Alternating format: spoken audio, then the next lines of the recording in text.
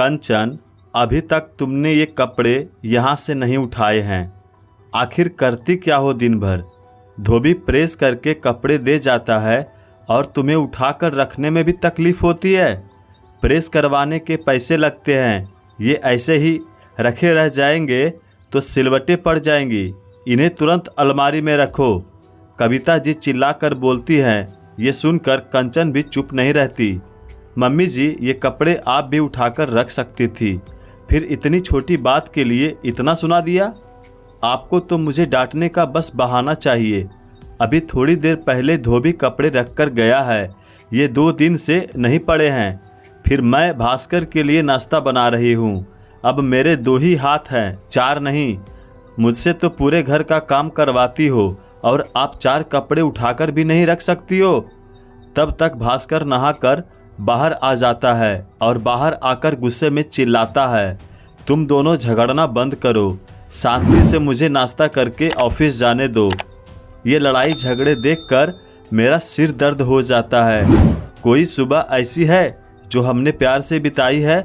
आप लोग रोज़ एक नई बात को लेकर क्यों बैठ जाते हो? मुझे क्या कह रहा है?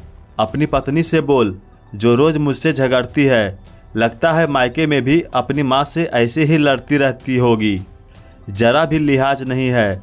मैं इसकी माँ की उम्र की हूँ, इसकी माँ समान हूँ। कविता जी आंसू बहाते हुए बोली। तब कंचन बोलती है, वाह, बेटे के सामने मगरमच्छी आंसू बहा रही है। मैं तो अपनी माँ से मायके में नहीं लड़ती थी, पर मुझे लगता है आपने अपनी बेटी से ऐसे ही डांट डपट कर काम करवाया होगा। प्यार से तो आपको कुछ भी कहना और समझना आता ही नहीं है। भास्कर का सिर चकरा जाता है। वो नाश्ता अधूरा छोड़कर ऑफिस के लिए निकल जाता है। फिर भी दोनों सास बहू की बहस जारी रहती है। देख, तेरी वजह से मेरा बेटा नाश्ता भी करके नहीं गया। मुझे क्या पता था मुझे ऐसी झगड़ालू बहू मिलेगी जिसकी वजह से मेरा बेटा रोज़ भूखा रह जाता है। तुझमें जरा भी शर्म लिहाज नहीं है, बड़ों से बराबर जुबान लड़ाती है। तेरी जैसी बहू जिस घर में आ जाए तो उस घर में कभी शांति रह ही नहीं सकती है। कविता जी ने फिर से कंचन को ताना दिया। हाँ, आपकी तो हमेशा से यही आदत है। आप अपनी गलती भी मुझ पर थोप देती हैं। आपका बेटा मेरी वजह से नहीं, आपकी वजह से भूखा गया है।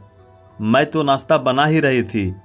कपड़े आप चुपचाप उठाकर रख देती तो बात ही आगे नहीं बढ़ती। दोनों मन की भड़ास निकालकर चुप हो जाती हैं। कंचन रसोई के काम में लग जाती है तो कविता जी ड्राइंग रूम में बैठकर अपनी बेटी रुचिका को फ़ोन लगा देती है और उसे सास बहू के बीच में हुई सभी बातें बता देती है। मम्मी, आप में भी कुछ कमी है, थोड़ा भाभी को समझाओ तो वो मान जाएगी, पर आप भी चिल्लाकर बोलती होगी। बहू को बेटी बनाकर देखो, उसकी गलतियों को माफ़ करना सीखो, सब ठीक हो जाएगा। मुझे देखो, मेरी सास मुझ पर कभी चिल्लाती ही नहीं है, ना ही मुझे डांटती है, हमेशा प्यार से समझाती है। मैं भी उनका बड़ा सम्मान करती हूँ, अपनी ज़ुबान खोलती ही नहीं हूँ। भाभी को भी प्यार दो, उनके काम पर भरोसा करो, सब ठीक हो जाएगा।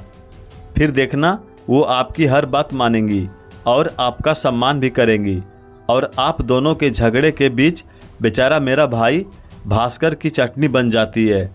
रुचिका ने अपनी माँ को समझाना चाहा, पर कविता जी किसी की सुनती नहीं थी। कविता जी फ़ोन रख देती हैं। कंचन घर का काम करके थोड़ी देर कमरे में सोने चली गई।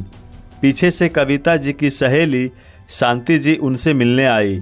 उन्होंने कंचन को आवाज़ लगाई, पर कमरे में टीवी देखते हुए उसकी आंख लग गई और बाहर की आवाज़ उसे सुनाई नहीं दी। उन्होंने खुद ही चाय नाश्ता करवा दिया। शांति जी भी कम नहीं थी। मेरी बहू होती तो झट से कमरे में से आ जाती और चाय नाश्ता करवा देती। मुझे तो हाथ लगाने की और उठने की ज़रूरत ही नहीं पड़ती। तेरी बहू को तो मतलब ही नहीं है कि सास की कोई सहेली आई है। शांति जी तो कह कर चली गई, लेकिन जब कंचन उठी तो घर में बवाल मच गया। आज कविता जी का पारा 7वें आसमान तक पहुंच गया।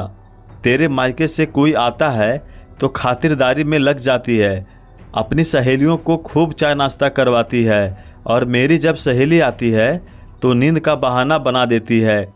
वो कह रही थी कि तभी भास्कर भी आ जाता है।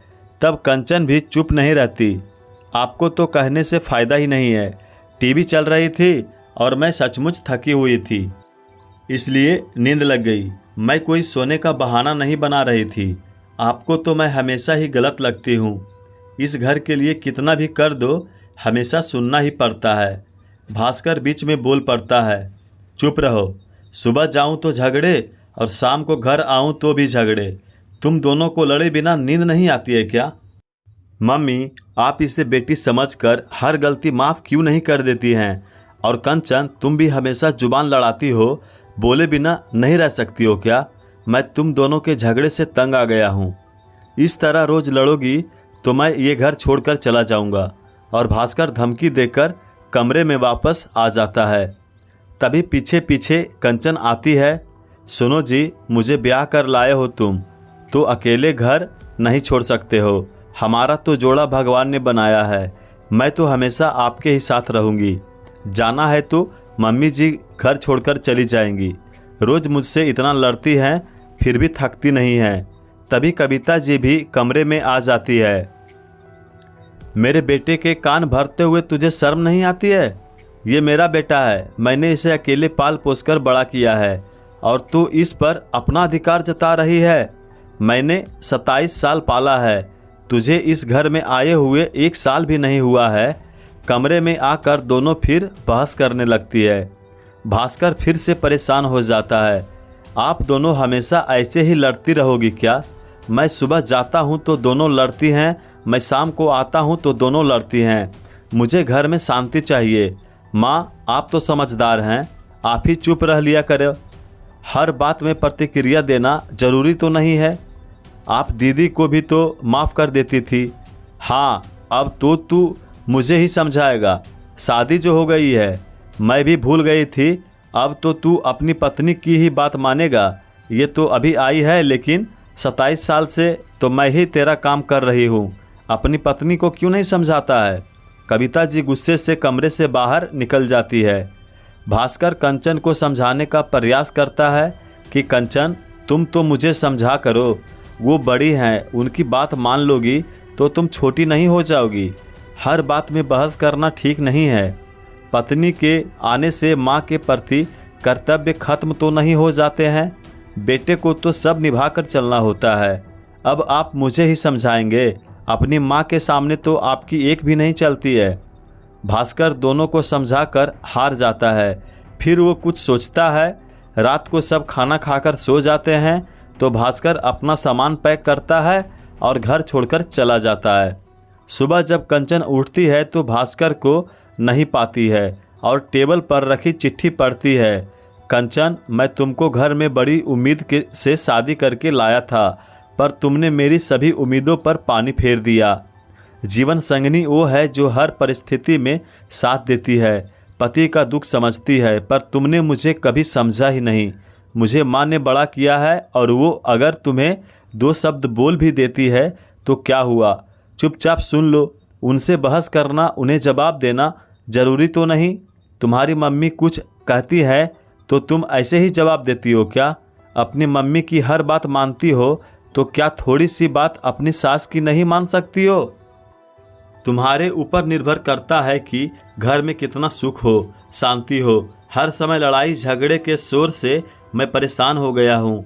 तुम दोनों तो आपस में लड़ झगड़ कर अपनी भड़ास निकाल लेती हो, पर मैं कहाँ जाऊँ, किससे बोलूँ?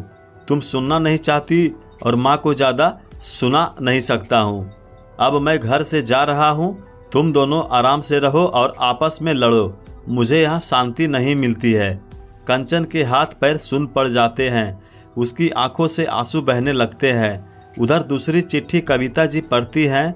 माँ, आपको प्रणाम। मैंने हमेशा कोशिश की थी कि मैं आपको खुश रखूं, क्योंकि मैं आपके त्याग और बलिदान को जानता हूं।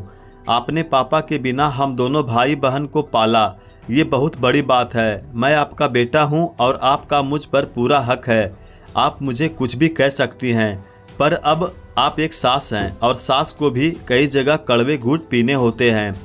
जिस तरह आप मुझे और दीदी को माफ़ कर देती थी, उसी तरह आप कंचन की छोटी गलती को भी माफ़ कर सकती थी। आखिर आपके अंदर एक माँ का भी दिल धड़कता है, जो सास बनने पर जाने कहाँ चला गया है। मैं आपकी पूरी इज्जत करता हूँ, पर अपनी पत्नी के प्रति भी मेरी कुछ जिम्मेदारियाँ हैं।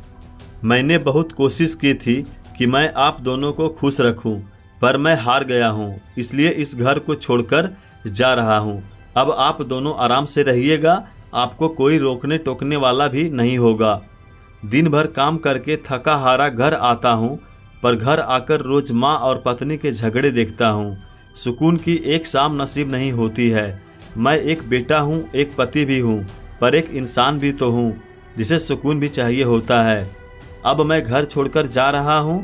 अब आप दोनों को साथ रहना है। कंचन को मायके भेज नहीं सकता हूँ और आपको बिना मैं रह नहीं सकता हूँ, इसलिए मैं ही घर से जा रहा हूँ। कविता जी चिट्ठी खत्म करती है तो सामने खड़ी कंचन मिलती है। दोनों एक दूसरे की चिट्ठी पढ़ते हैं और परेशान हो जाती है। भास्कर के मोबाइल पर फ़ोन लगाते हैं, पर वो मोबाइल बंद आता है। दोनों को कुछ समझ नहीं आता है। कविता जी अपनी बेटी को फ़ोन लगाकर सारी बातें बताती है तो रुचिका कहती है, मम्मी पुलिस में कंप्लेन मत करना, अब आप दोनों ही घर पर हो, पुलिस बेकार ही में पूछताछ करेंगी। आप दोनों अपना व्यवहार सुधारो तो भास्कर जल्दी घर आ जाएगा। 2-3 दिन निकल जाते हैं। कंचन और कविता जी परेशान सी रहती है। कंचन के दिमाग में एक बात आती है और कविता जी के साथ वो भास्कर के ऑफिस पहुंच जाती है। वहां उसे सकुशल काम करते देख दोनों की सांसें में सांस आती है। वो दोनों उनसे मनुहार करती है कि घर चलो, पर भास्कर मना कर देता है। थोड़ी देर बाद रुचिका वहां टिफ़िन लेकर आती है तो दोनों सास बहू समझ जाती है कि भास्कर रुचिका के घर पर रुका हुआ है। भास्कर, मुझे माफ़ कर दो, मैं अपने व्यवहार के लिए शर्मिंदा हूँ। मैंने मम्मी जी का बड़ा अपमान किया है, उनसे बहस करके मैंने घर का माहौल बिगाड़ दिया था। मैं वचन देती हूँ कि अब ऐसा नहीं होगा। बेटा, मुझे भी माफ़ कर दो। तूने भी समझाया और रुचिका ने भी समझाया था कि कंचन को बेटी बनाकर रखो तो वो मुझे माँ समझेगी। मैंने हमेशा अपना सास का रौब दिखाया, लेकिन अब ऐसा नहीं होगा। बेटा, माफ़ करने वाले का दिल बहुत बड़ा होता है। तुम भी हम दोनों को माफ़ कर दो, कविता जी ने कहा। तभी भास्कर बोलता है, मम्मी आप मुझसे माफ़ी मत मांगिए, मेरे लिए माँ भी ज़रूरी है और पत्नी भी। मैं दोनों के बिना नहीं रह सकता हूँ। भास्कर आगे बोलता है, रुचिका दीदी आप मेरे लिए शाम का खाना मत बनाना, मैं अपने घर ही जाकर खाऊंगा। दोनों की आंखों में खुशी के आंसू आ जाते हैं। शाम को भास्कर घर पहुँचता है तो देखता है घर में शांति ही है। कंचन चाय बनाकर लाती है और पीछे से कविता जी पकौड़े तलकर लाती है। आज दोनों के चेहरे पर मुस्कान थी। पाठकों, घर गृहस्थी में झगड़े चलते रहते हैं, पर हर बात में बहस करके उसे लंबा खींचना भी सही नहीं है। सास और बहू को मिलकर रहना चाहिए ताकि घर में सुख शांति बनी रहे, वरना इन सब के बीच में एक बेटा एक पति पिसकर रह जाता है। आपको कहानी कैसी लगी हमें कमेंट के माध्यम से ज़रूर बताएं और चैनल पर पहली बार आए हैं तो हमारे चैनल को सब्सक्राइब ज़रूर करें। धन्यवाद।